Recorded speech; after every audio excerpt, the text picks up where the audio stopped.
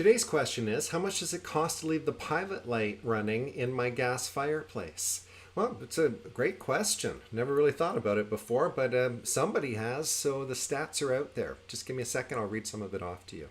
So a fireplace pilot light might consume about 24,000 BTUs, British thermal units, which is a heat registration, adding to about 720,000 BTUs per month.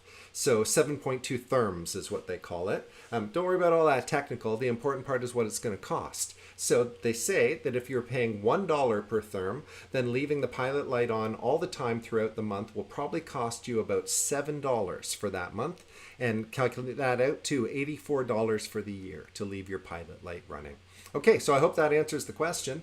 And we have another video in the series that explains, if you're going to be away for any extended period of time, you want to turn off that pilot light and make sure that everything's shut down. Auto safety features will take care of the gas, but just double check. Okay, folks, so have a great day. If you have any questions, the team at Total Plumbing and Heating in West Kelowna, they've got all the answers. Okay, folks, see you soon.